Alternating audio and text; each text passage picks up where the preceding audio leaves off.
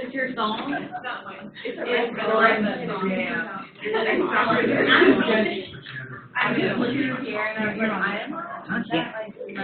right, so they'll have to look at the website. Sorry.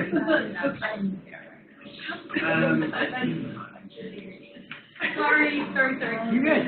So if we use all of the data, we can apply the needs assessment data to design in this project that promotes installation of medication drop boxes within pharmacies.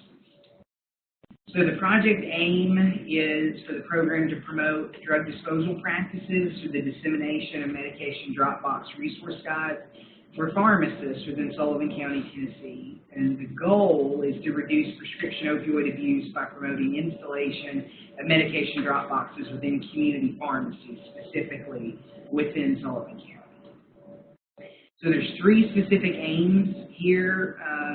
It's highlighted by developing, disseminating, and distributing, and then evaluating. So aim 1 is meant to develop and pre-test the resource guide and refine it. And then it goes into aim 2, which is disseminating and distributing the said resource guide. And this says here within 5 community pharmacies, so that's been bumped up to 6, so that's more reasonable, or to 10, sorry. That's more reasonable now.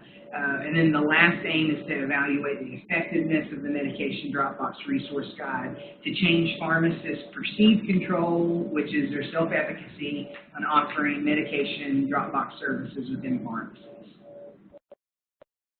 So the proposed project focuses on the prevention of prescription opioid abuse within Sullivan County through installation and maintenance of medication drop boxes.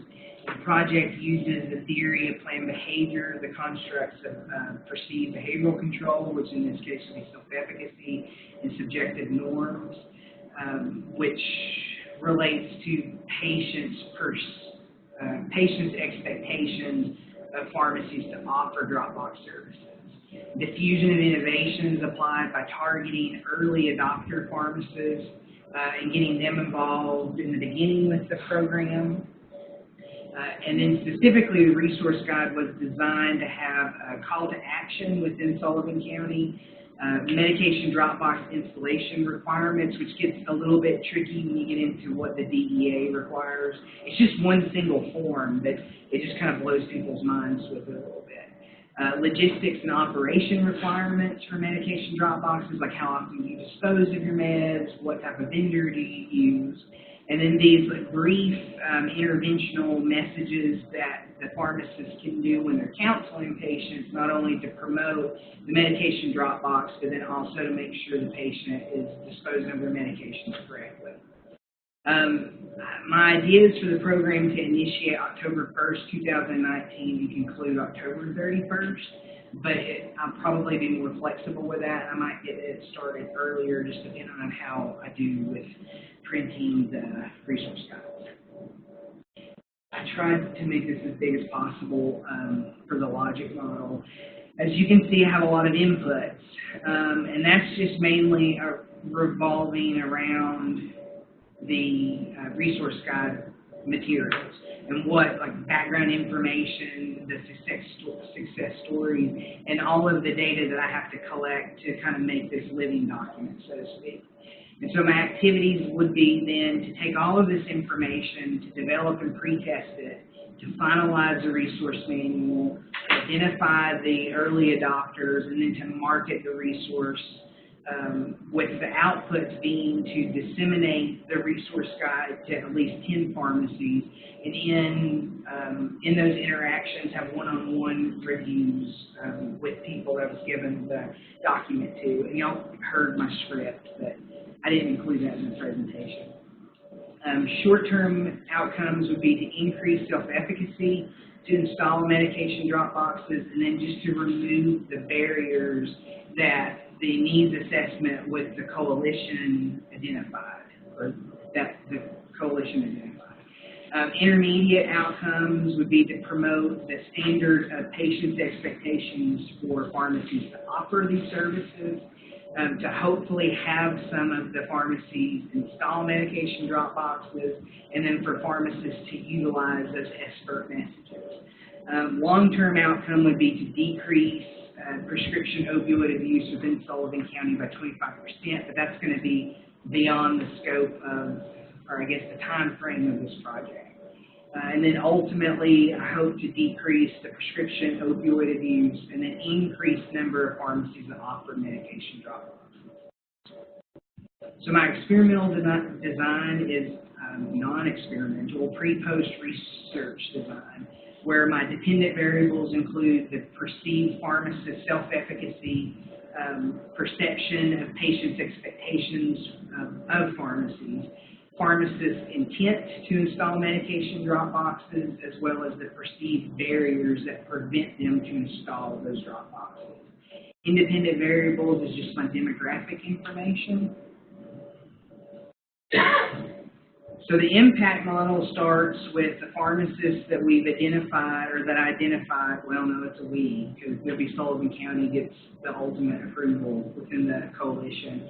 They're going to be integral with identifying who the early adopters are based off of their working relationships within their web of pharmacies. I think it's number 22, how many pharmacies they work with now. Pharmacists engage with the resource guide, which hopefully decreases their perceived barriers to installing medication drop boxes and increases their self-efficacy to install drop boxes. These two items are directly related to one another. I'll get to that in my hypothesis, or hypotheses. And then we want to promote the standard of patient expectations for pharmacies to offer medication drop boxes.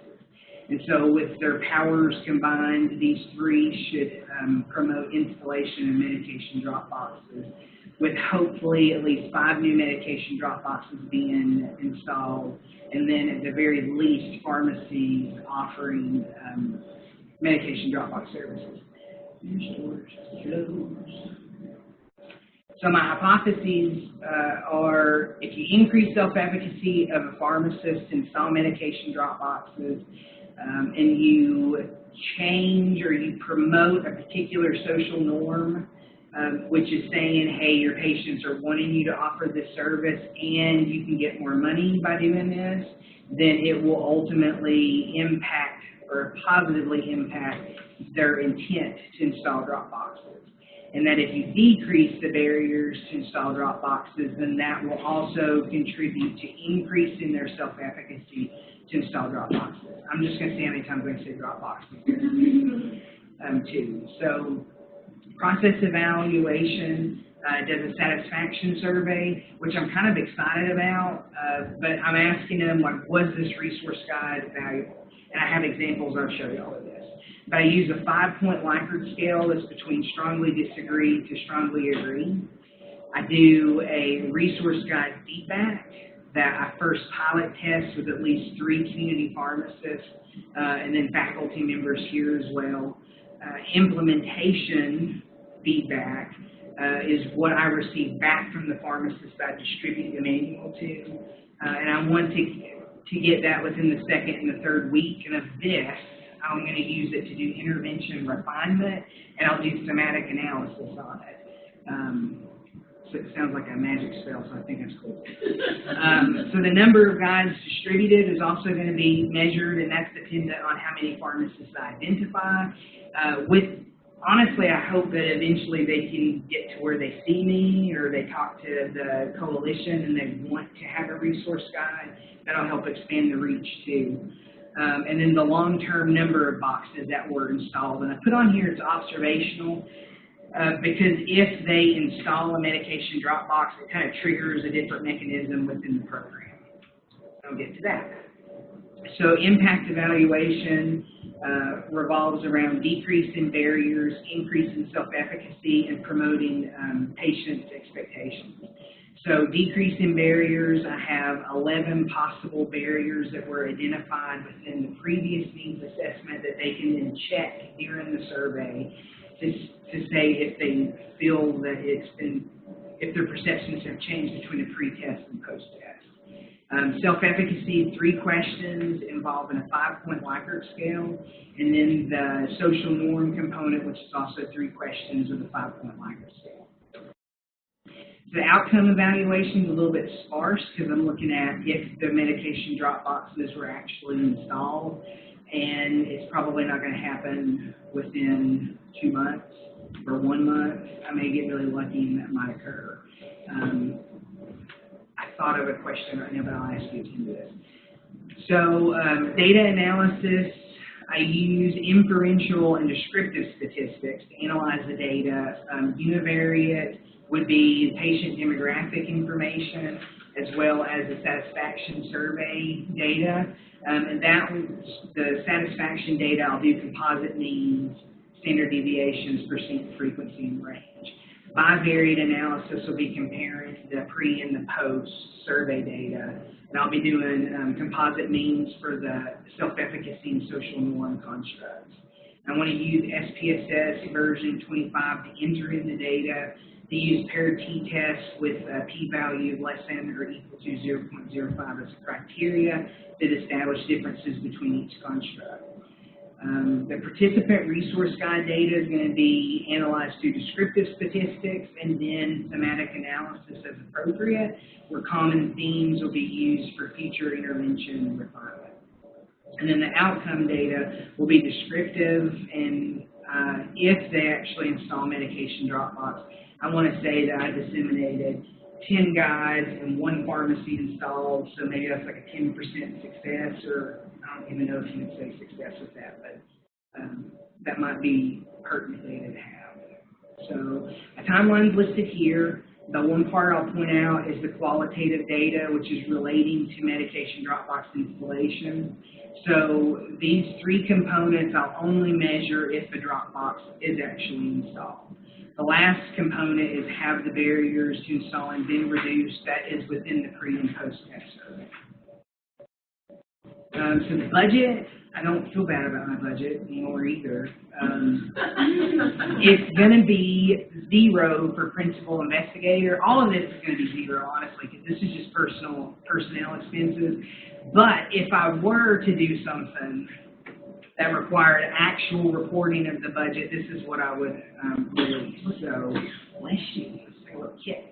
The principal investigator will do 80% effort, and the other 3 positions are just going to be consultants, basically. But I think having this type of expertise will offset my lack of research experience.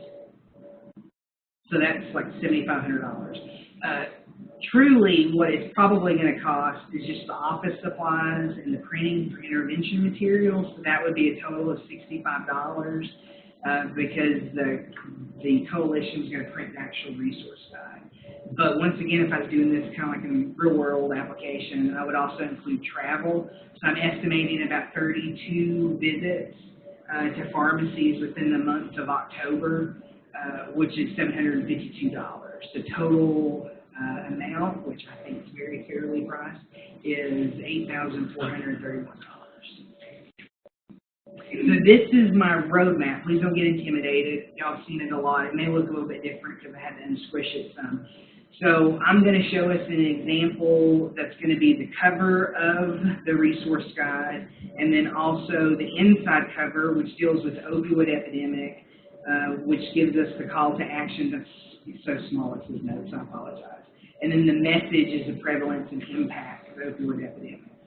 And then I'm going to do like best drug disposal practices that are going to be 2 pages, and I have that where I'm going to discuss like how to incentivize yourself for a drop box, the perceived social norms of patient expectations, and then also a success story for a pharmacist. So this is my roadmap. I'm going to design the rest of the project broken down into these sections, like how easy is it to install a drop box, how do you incorporate it into your workflow, how do you train for collection and disposal, what are the logistics and operations, and then what are some frequently asked questions. So these are my references. Wait, what about the resource guide in the survey? I don't know what happened to my resource guide. So this is the survey. pre-resource questions that's not actually going to be on the survey, but that's just for us here. I'll look at the demographics that are listed right here. And then I'll also be assessing, are you planning on installing a medication drop box during the next month? Are you currently installing a medication drop box? I get into the theory, plan, behavior constructs, the 3 self-efficacy questions, and the 3 social norm questions. And then this is what the barrier section is going to look like with the circles that they can check. An example of a barrier was security required to offer medication drop boxes, regulatory issues surrounding drop boxes, and effort to install drop boxes. So that's pre-resource questions. So post-resource question looks a little bit different in that I'm now going to be measuring the effectiveness of the resource guide or their satisfaction. So I have this odd Likert scale that's been tested and validated before, where I'm asking if the resource guide was unimportant or important, worthless, useful, hard to understand, or easy to understand. And then I get into specific resource guide questions. I think Dr. Littleton had recommended, and I really like the idea of changing it from yes/no questions, like to was this effective, to like how effective was it, from strongly disagree to strongly agree. So I'm asking, was the resource guide valuable in helping me to install a medication drop box? Was it valuable in helping me plan to install? Was it valuable in removing barriers? And I specifically put me, because it won't be a magic book that resolves it themselves. And the questions kind of go on like that. And then I ask the same questions again post-test of the theory, plan, behavior constructs, as well as barriers. And then these 2 little questions pop back up.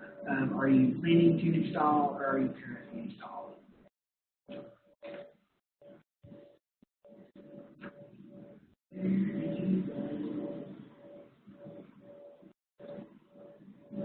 So this is the cover of my resource guide. Dr. Baker's given me some good tips and pointers here. One thing that'll change is like maybe doing the Sullivan County Anti-Drug Coalition in partnership with whoever I kind of decide and get permission from. So the title is Resource Guide, Pharmacist Resource Guide to Installing Medication Drop Boxes. It starts off with opioid epidemic, with specific information about the epidemic, and then I hone in on Sullivan County, and then I kind of give a lead-in, and this is a quick review, I'm sorry. This will be a lead-in as to why disposal is important, and then I do the specific call to action for Sullivan County with how it affects your community. This data comes specifically from the needs assessment I conducted in the fall. So then this goes into the proper medication disposal, and then some quick facts of why it is important. And this kind of builds too with saying that pharmacies are ideally located to offer these services. And then here would be like more about the patient and how you can increase your prescription volume and possibly revenue. Bless you. And then I do not have a particular pharmacist success story right now. I will later, but I just plugged in Bilbo Baggins because it was fun. And this little bio is exactly kind of what I would want to write, where he says it's our way to provide safe and effective drug disposal to our patients. And I'm done. Thank y'all for listening through that painful burger.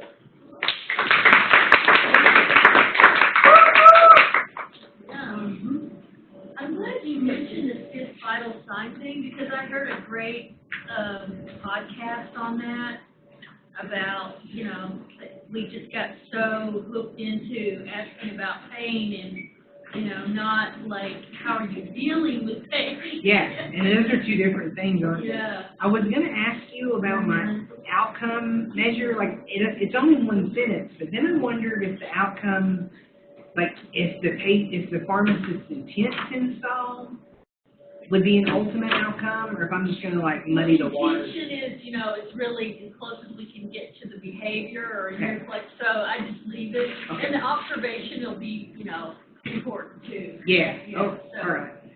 One thing that, and also drug resistance for art,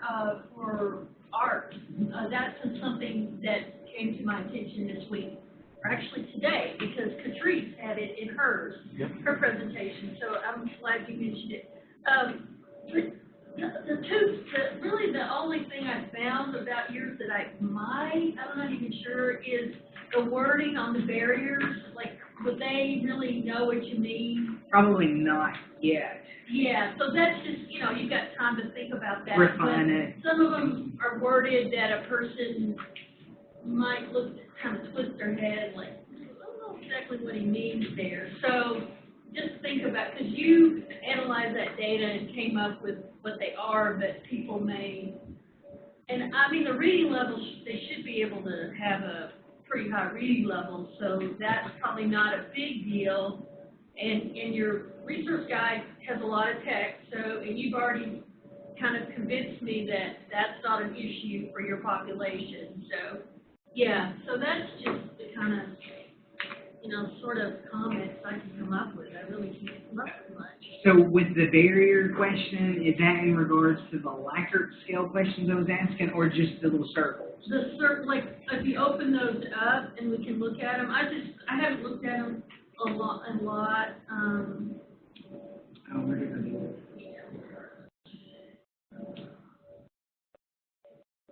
You already put them away. Well, just don't worry about it.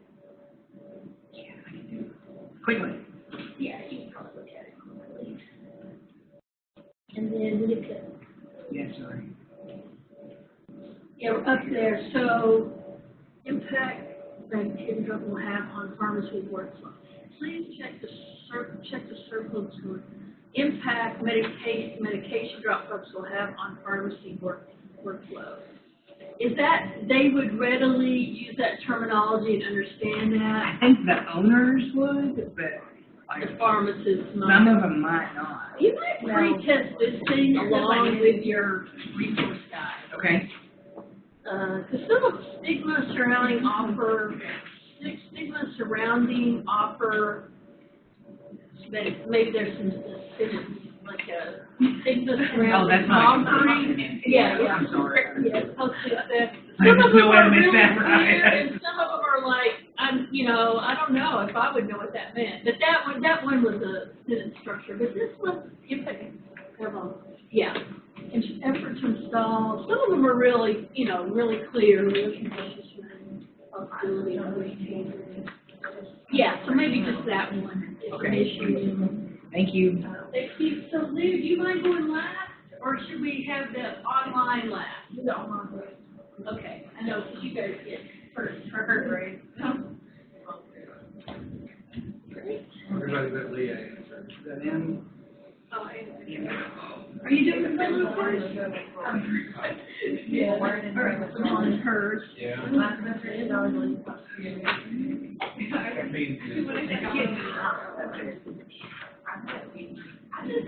You're in the hot seat. Yeah.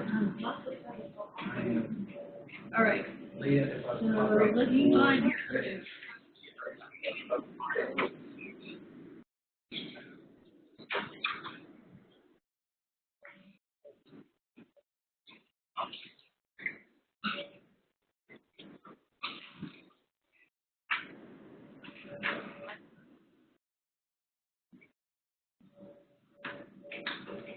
I don't have to stay up here.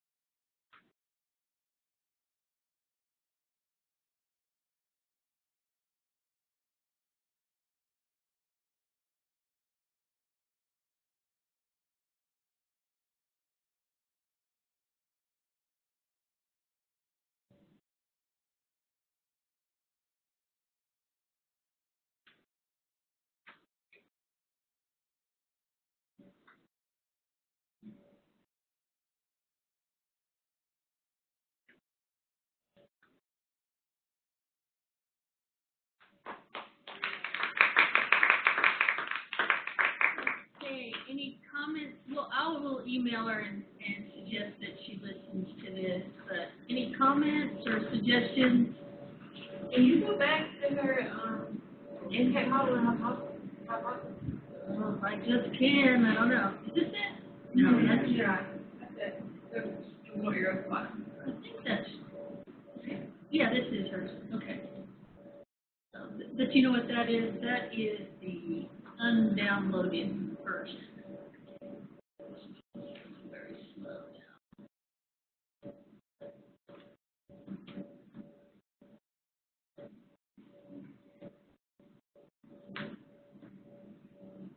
Okay, can you see it? Can you tell much? Go ahead. Oh, you wanted to just look at it? Okay. All right. You know, the hospital is paying for her to go to the facilitation training, and she's a respiratory therapist, so they really see it as part of her job. Well, that, Yeah. the training is that she'll get that certification, and that's just enabling her to do the program. Yeah, because you have to. Yes, you have to go. You have to go through the training. So Yeah. what other, I couldn't, it seemed like there were a few other structural things that is this training in uniform, is it like a It's American Lung, freedom from smoking, and it's not considered evidence-based because her really contribution to this is to develop a good, what I told her, a good pre and post, because that's the problem with it. You'll see CDC will say, you know, it seems like a good program, but it's, you know, it's not been evaluated very well. So. And also their numbers are pretty small, and it's hard to get people to quit smoking. You know, so it's hard to evaluate. But yeah, it's great, and she really, you know, takes it as, you know, she's a respiratory therapist. She's always dealing with smokers and breathing problems. So. Okay, so we'll go ahead and let Leah get up here. I'm sorry it's taken so long.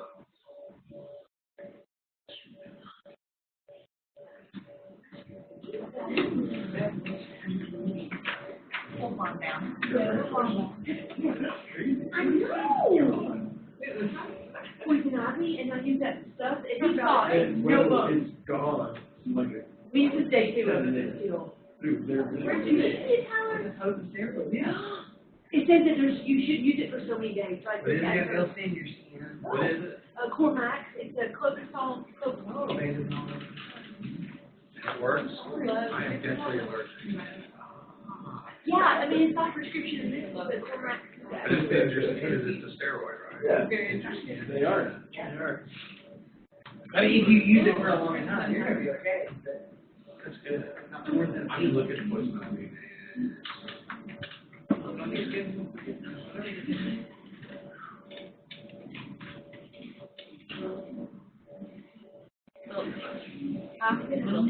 No, I'm crashing hard. You kept it on with your. I was sitting there, you needed to do like I can't, my stomach cannot do that. Should I remember?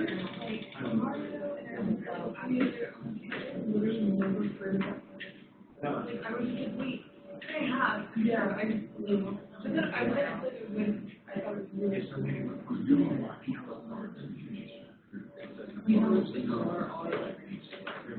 which is also like, Yeah. Alright, sorry guys. Go ahead. Okay, so my program is Ins and Outs.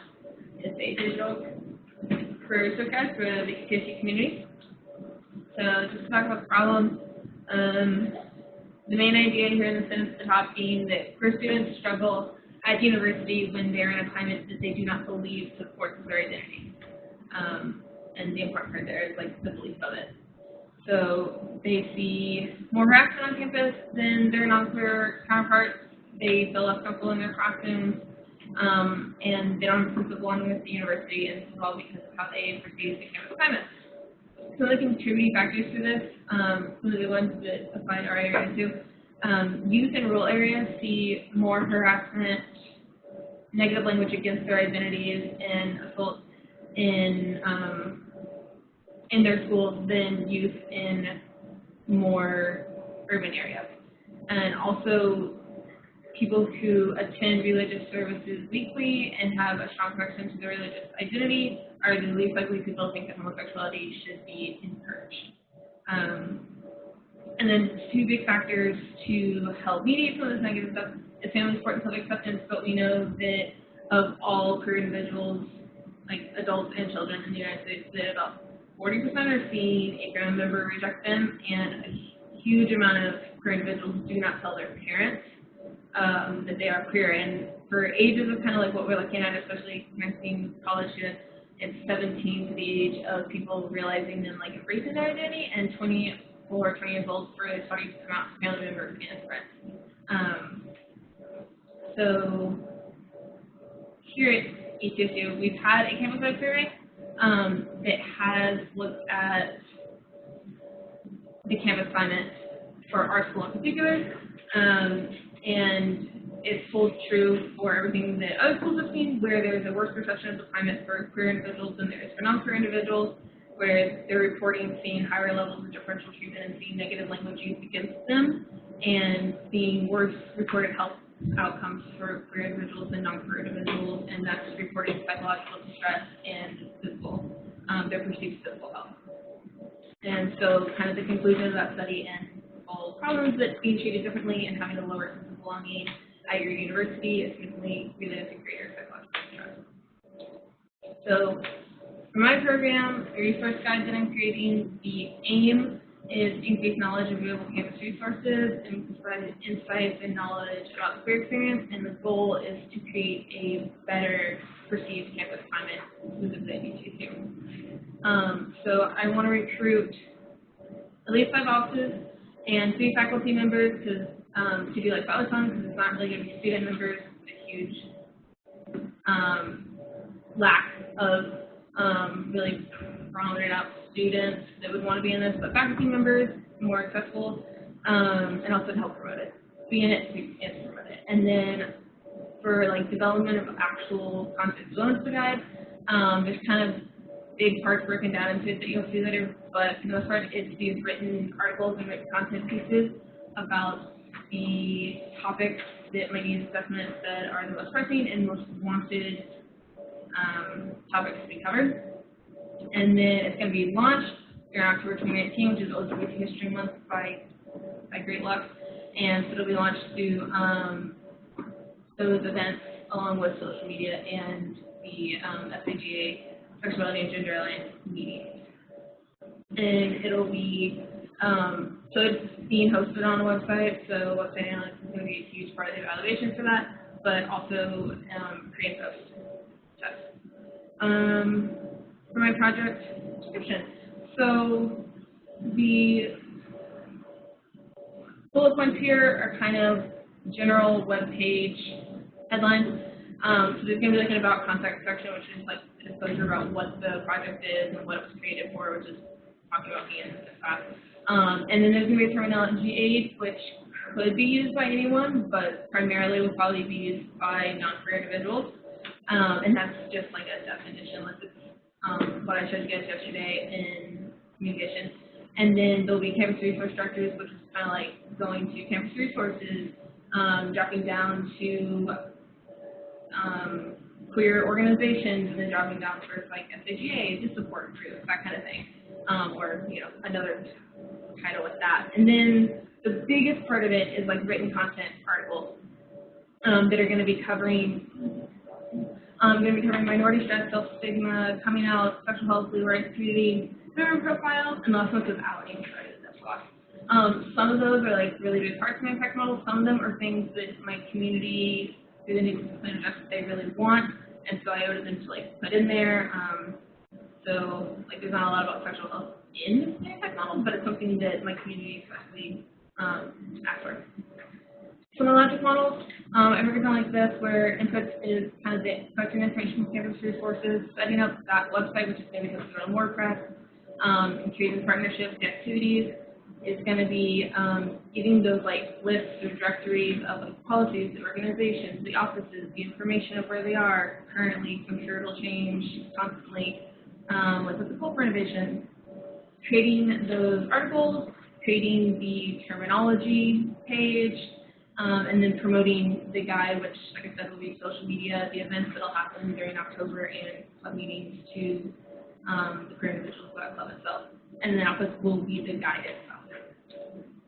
The outcomes, short term, we're looking at increasing the knowledge of resources on campus, in general, knowledge of vocabulary and outline skills, increasing knowledge of self-stigma, and increasing coping skills to deal with that. Intermediate is decreased expectation of rejection by the queer community, increasing the like social support perception. So not just like increasing allies, but also like, creating social perception of social support by seeing what exists here. Even if it's like not a new thing that is being created because of the guide, it's just the awareness being created by the guide increases perception of social support. And then long term, kind of the main goal, not really going to see it, is not going to see it because of this and in the month of October, but increase positive perceived campus climate at ECSU. So it's going to be 2 different audience members, which is queer students that are going to read it and non-queer allying individuals that are going to read it.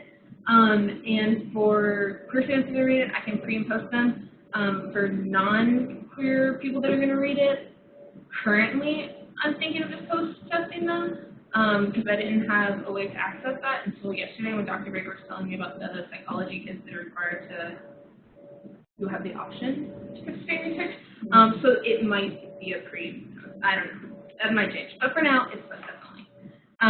And so that's just looking at like the knowledge and the perceptions and the social support and the climate. And okay, so this is my impact model. You guys have seen this already. So hypotheses, which is increasing, let's talk about it here. Increasing vocabulary and ally knowledge, increase the actual number of allies on campus, bringing about awareness of the policies on campus, the resources on campus, and also things that the resources that already exist here to show what already exists here, and increasing the perception of self-support and decreasing the expectation of rejection, which is kind of and then increasing knowledge of self-stigma and increasing coping skills to deal with this, to increase self-efficacy and decrease self-stigmatization. That's that same thing. So evaluation, a lot of this is going to be the website analytics to see, I can see how, like where they access the website from. So if they just come to the website directly or if they're linked to it through like one of the social media pages. So that's going to be interesting to see like how much the social media is helping. And I can see what parts they're looking at. So there's huge parts that they're ignoring, or like there are parts that everyone's focusing on that are more effective than others, especially grabbing attention and how often it's being accessed. And I can also see like when it's being accessed. So if there's an event that happens and we have it on Friday, and then Friday night, Saturday morning, there's tons of more foot traffic. So like all that is going to come into website analytics, and then I'm planning to do all that through social media, the LGBT History Month, which I don't quite know what they're going to be yet because they're not planned yet, but they will happen. And then I just went over the impact model, and then going through pre and post surveys to see if the knowledge increases, if their self-worth increases, and their perceptions of the campus climate, which will also be compared to a survey that was done a couple years ago. It had a much larger effect. So timeline and budget. Research is collecting all of the information to write these articles, all the information about offices and numbers and names. Writing is actually writing the content pieces, including like kind of the terminology and creating definitions and creating all those things about like stress and coming out and dealing with family and things like that. Design is all about the website, putting that together. Last month was just kind of piloting it with the groups. Launch. Again, it's October, it's LGBT History Month, it's going to be an event, social media, and then evaluation. So my website's being hosted for free on WordPress.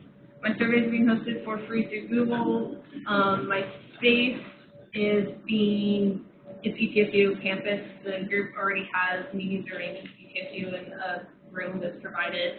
My advertisement is social media and created by me, which is on there. I work for free. And then my equipment is all digital. It's everything digital, so I'm not like printing anything or anything like that. It's okay for anything.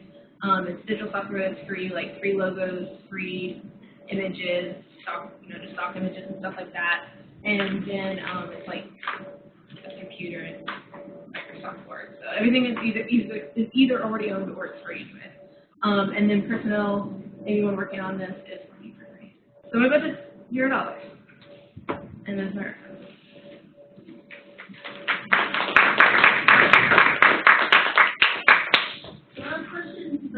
a little bit more about your evaluation, but so are you looking at satisfaction on your post at all? If you got any satisfaction questions? I have yet to finalize if I want to put it on the post survey, if I want to remove it from like the survey and do it in person and do more kind of like I want to do a pilot group, a pilot kind of focus group, and then I'm wondering if I should actually do satisfaction like that too. Because I kind of want to hear a lot of open-ended questions about how the article is perceived and like how definitions could be improved.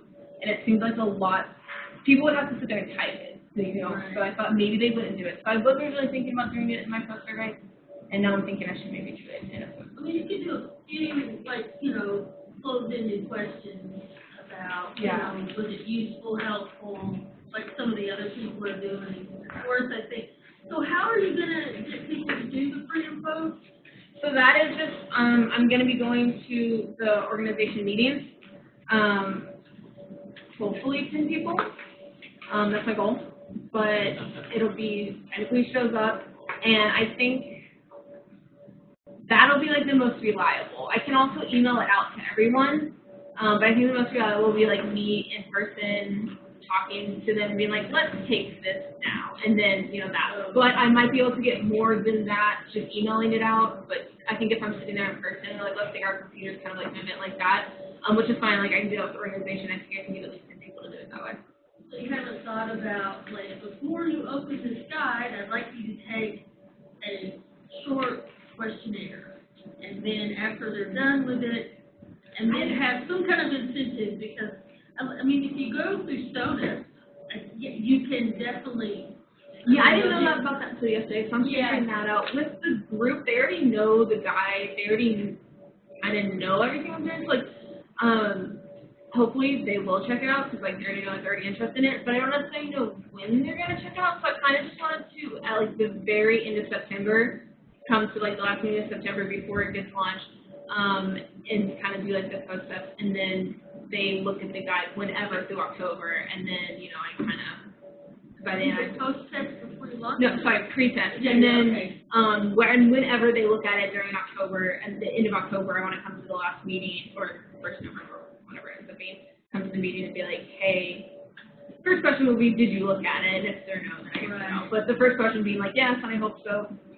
Talked about it for a month now. Yeah. You have a little bit of the issue that Lauren has, that, if you have to kind of expect them to do something and come back and very few have done it, Yeah. And sometimes if you've got them all in a room and you can do it free and let's look, but it is a long thing to look at too. Yeah. Yeah. And that's the thing, and it's also very stressful and personal, and I didn't quite know how impactful it could be to have people look at it in person, even if it was in a group where they're very comfortable surrounded by other people. Yeah, maybe Roger. Yeah. So, you and I have talked about this, and I know the group that you're going to present this to, what about the other queer students who are not a part of that group? I think, and we talked about the ins and outs of this because of what's going on there, but for one, do you not see any value of, when you want to launch this, I know that this is going to be online, I think you need some advertisement on campus, even if it's just flyers, something that people can see, because, for right now, Saga has a website that nobody goes to, nobody does that, so there would be a lot of people, and then maybe for these folks that are not a part of this particular group, because they're pretty insular, Multicultural Center. I think Arshonda could set you up with the people. I think Laura Terry could assist with that. I think Stacey Williams could. Your TA could really be, that's what Jen. My thing is, multicultural is one of my 5 offices that I want to hopefully have promoting it and advertising it on their social media as well.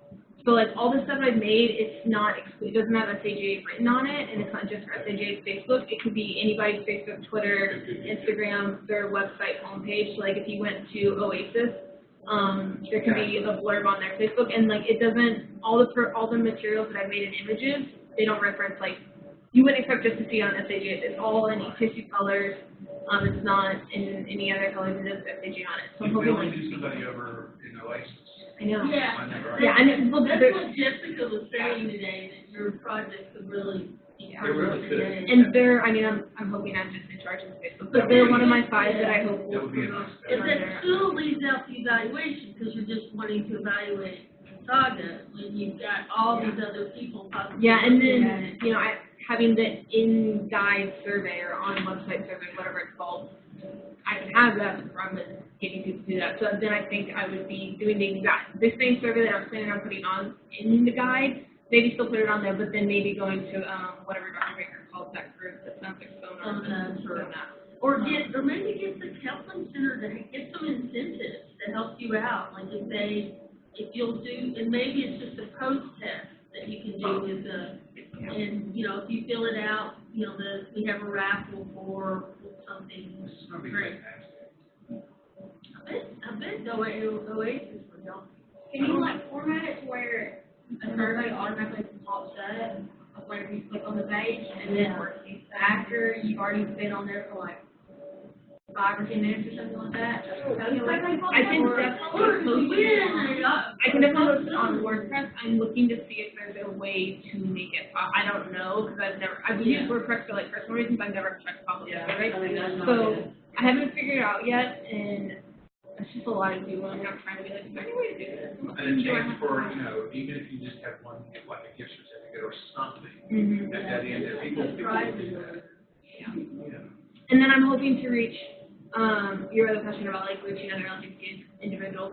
I'm hoping that there is LGBT History Month events that see good turnout of other LGBT individuals that aren't in SAJA. And I'm hoping that advertising there and talking to people there about it is when other LGBT individuals who aren't in SAJA would hear about it. And then the other, I really like the aspect of you. Again, you and I talked about this, and one of the things that they were saying is that they don't see representation on campus, which is just amazing that they think that, but okay, so the perception. I think that you're going to be able to find some people who are willing to do that. I'll post. Well, I just want you to know you're already one of the. Oh, okay. You're already going to be invited. But I mean, there are people, and that's good. That actually is good for the queer community. It's also good for people because they're like, what? Yeah. Like, oh, Yeah, I mean, just. Like, one of the big factors is just knowing someone who's LGBT for, like, Yeah. that's one of the big factors of accepting LGBT people, and to, like, look around and realize you have a spot.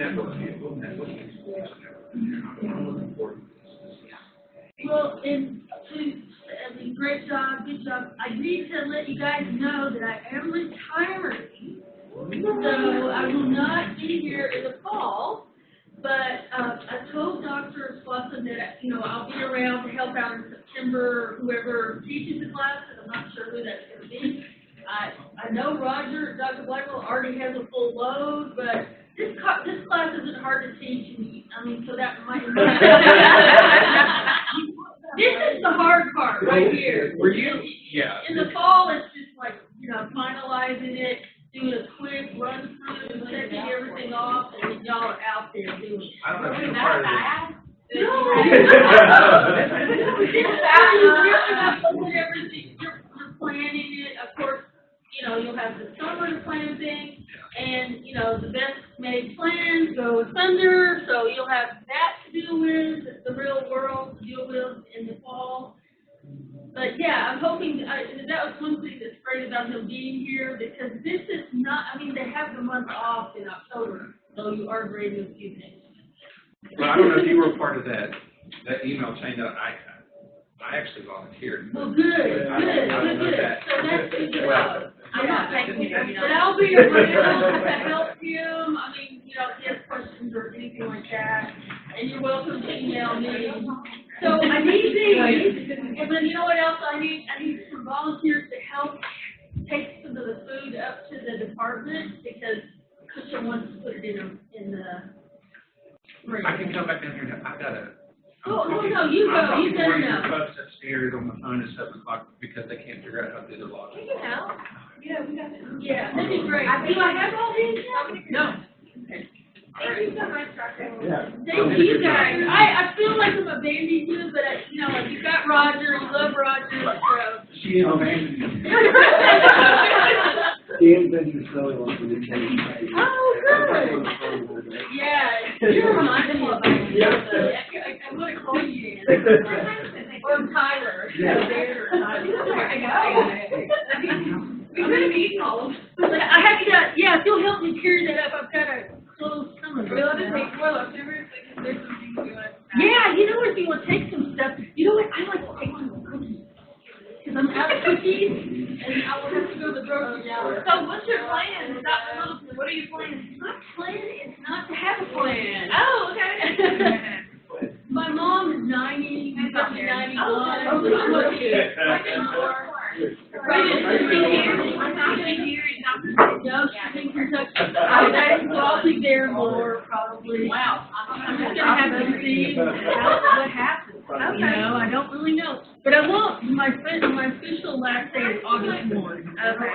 I'll be working. Yeah, my grandfather lived to be 96.